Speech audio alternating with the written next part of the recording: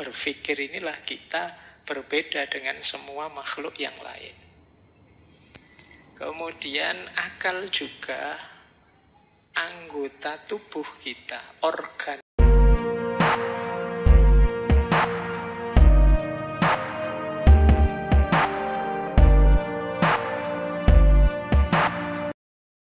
Assalamualaikum warahmatullahi wabarakatuh. Jumpa lagi di Kata Filsafat. Ketika peradaban Islam mulai terbuka terhadap wawasan-wawasan rasional, khususnya pengaruh filsafat Yunani yang kuat karena terjadi penerjemahan besar-besaran, budaya filsafat lahir, kesadaran untuk berpikir terbuka muncul. Orang mulai sadar betapa ada anugerah yang luar biasa yang diberikan oleh Allah pada manusia, yaitu akal.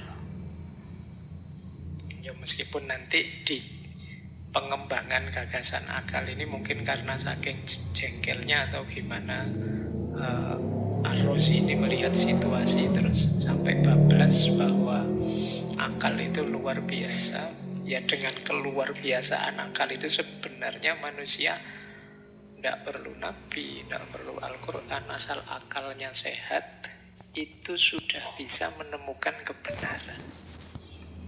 Jadi ini titik kontroversinya nanti bermula di sini.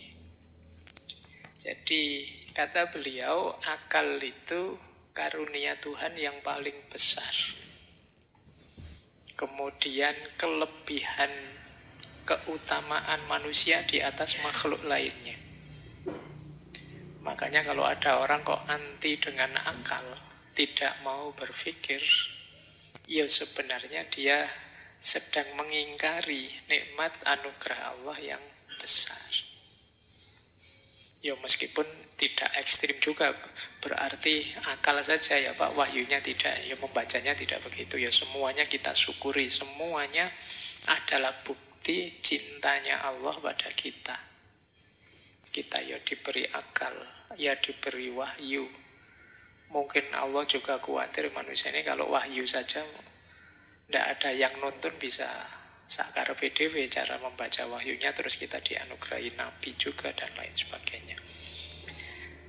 Jadi akal itu karunia paling besar dan kelebihan manusia paling utama. Dalam aspek berpikir inilah kita berbeda dengan semua makhluk yang lain. Kemudian akal juga anggota tubuh kita, organ manusia yang paling berguna dan paling baik. Jadi di antara komponen-komponen diri kita, kata Al-Farabi, yang paling berguna untuk hidup itu akal. Ya mungkin sederhananya ya, kalau akalnya tidak jalan, kita kan disebut tidak waras, bukan manusia lagi. Jadi kalau ada ODGJ itu kan kita menyebutnya akalnya tidak bekerja utuh sempurna. Itu kalau dalam agama bahkan tidak kena taklif, karena dipandang tidak utuh sebagai manusia. Berarti akal itu komponen yang paling penting, paling berguna untuk hidup. Makanya kan sering saya sindir, hati-hati kalau sudah merasa tidak bisa mikir. Buntu saya Pak, tidak bisa mikir saya Pak. Loh, kamu jangan-jangan bukan manusia lagi sudah. Harus tetap siap dan mau berpikir. Jangan anti dengan akal. Kemudian akal juga memungkinkan manusia untuk mengembangkan diri. Kapan manusia bisa mengembangkan peradaban? Ya ketika orang mau berpikir. Kalau hanya mengalir saja, sudahlah Pak, saya mengalir saja, saya ikut saja ya. Kamu tidak jadi apa-apa, paling hanya follower. Para trendsetter yang mengembangkan hidup di muka bumi ini adalah orang-orang yang mendayagunakan akal budinya. Jadi kata Ar-Razi, meningkatkan kualitas manusia dan kemanusiaan itu ya akal. Mungkin ada yang ngeritik, Ya kan, tapi ada wahyu, Pak. Iya, wahyu luar biasa. Tapi yang membaca wahyu apa? Akal kita. Kalau akal kita berhenti beroperasi, yo seindah apapun, sedahsyat apapun ayat, tidak akan kita bisa memahaminya. Jadi tetap media paling utama yang diberikan oleh Allah itu akal. Kemudian ya, akal juga yang membuat hidup ini jadi indah, jadi nyaman, jadi manis. Yang menemukan teh ini, teh kalau dicampur dengan gula ditambah air panas, itu nikmat loh. Itu kan yo reka-rekanya akal, hasil ijtihadnya akal. Semua bidang hidup manusia, yo kreasinya akal. Baju kita yang seperti ini, oh baju itu enaknya masuk lubang yang atas lebih besar. Kalau tangan di model mirip tangan saja, itu kan yo pembacaan akal. Sekarang ada karpet seperti ini, misalnya di masjid dulu mungkin hanya tikar saja, dulu sebelumnya hanya tanah saja, hanya lantai saja, sekarang bisa kayak gini. Itu kan kinerjanya akal. Pak, sholat itu pakai sarung apa pakai jubah apa pakai celana, Pak, yang benar itu apakah sarung, apakah jubah, apakah celana? Itu kan istihad budaya menggunakan akal oleh manusia. Jadi tidak mungkin kita meninggalkan akal. Nah, itu hal yang sama dijelaskan oleh Ar-Razi. Hidup jadi indah karena ada akal. Enaknya warna hijau apa warna kuning ya masjid ini, apa warna merah ya masjid ini tuh. Itu kan akal yang membaca, wah enaknya merah, jangan nanti dianggap partai. Enaknya ya hijau loh, apa hijau tidak dianggap partai. Jadi itu kan pikiran kita yang bermain dengan itu. Jadi hidup kita sudut-sudut semuanya didasari oleh kapasitas dan kemampuan akal kita. Akal juga yang membantu kita meraih tujuan dan cita-cita. Teman-teman punya cita-cita apa? Itu kan kendaraannya ya akal kita. Kita mesti berpikir caranya gimana ya. Oh, itu akal kita. Untuk bisa lulus cepat caranya gimana? Untuk bisa tidak jomblo lagi, kira-kira jalan apa yang harus saya tempuh? Apakah tiap minggu ke salon? Apakah ke dukun? Apakah kan macam-macam. Itu kan pilihan-pilihan, opsi-opsi yang kamu cari dengan akalmu. Kemudian yang ke selanjutnya memahami dan membongkar gejala alam dan misterinya dan juga manusia. Jadi ya, Al-Quran sendiri kan menyuruh kita wa fi anfusikum afala tubsirun. Kita juga disuruh membaca fil afaki, membaca alam semesta dan seterusnya. Itu ya tadabburnya kan pakai akal kita.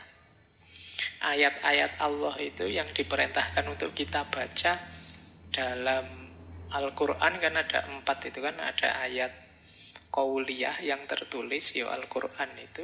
Ada ayat kauniyah alam semesta yang harus kita baca. Ada ayat nafsiyah, kita diminta untuk membaca manusia, membaca diri kita. Ada ayat-ayat sejarah tarikhiyah, kita diminta membaca sejarahnya umat-umat terdahulu. Loh, 4 ayat ini kalau kita tidak punya kapasitas berpikir yang cukup, ya kita tidak akan bisa mengambil pelajaran. Jadi yang bisa membongkar ini ya akal. Maka jangan meninggalkan akal. Kita bisa memenuhi tanggung jawab sebagai hamba dan khalifah itu ya bekal utamanya akal.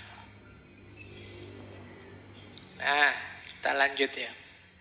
Yang terakhir, akal punya fungsi pengetahuan, ilmu pengetahuan dan teknologi.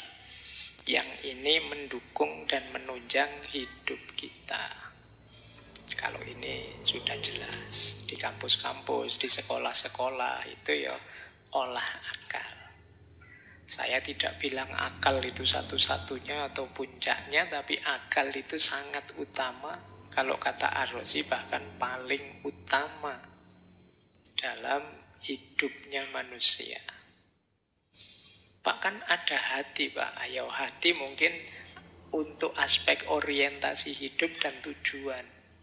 Tapi detail menjalani hidup, mau tidak mau kita harus menggunakan akal.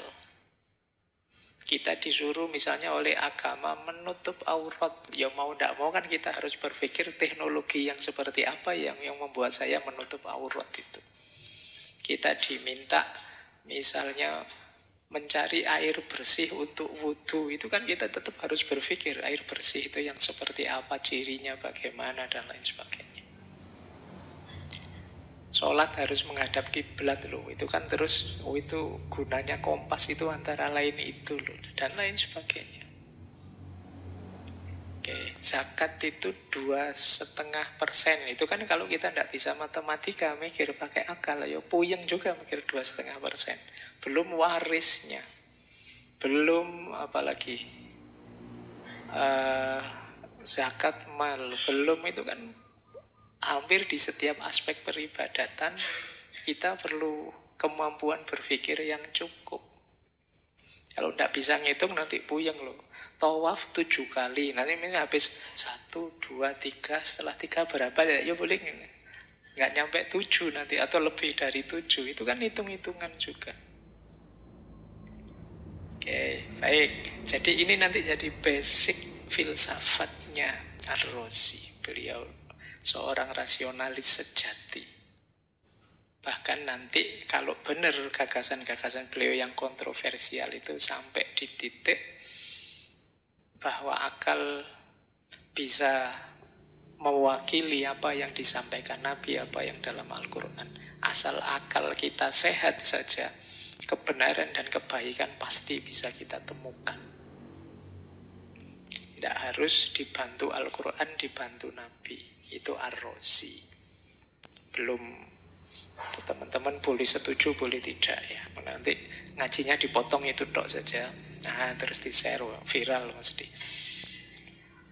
Terus, maka kata Ar-Razi, penting kita menjaga akal. Jalannya seperti apa menjaga akal itu? Yang pertama, tidak boleh meremehkan atau merendahkannya.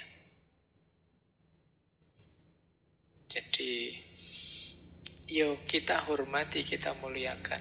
Wong itu anugerahnya Allah. Kemudian yang kedua, tidak boleh mensubordinasinya. Akal yang paling sering dijelaskan oleh Ar-Razi, misalnya akal dikalahkan oleh nafsunya. Akal dikalahkan oleh kepentingannya. Atau urusan-urusan yang lain. Jadi akal itu harus yang mengendalikan, bukan yang dikendalikan. Kenapa? Karena akal ini dahsyat. Kalau dia yang dikendalikan, apalagi pengendalinya negatif, dia akan jadi kekuatan negatif yang dahsyat. Orang jahat itu kalau pinter kan lebih bahaya. Dengan kepinterannya, kejahatannya bisa sangat canggih berkali-kali lipat daripada orang jahat tapi tidak pinter.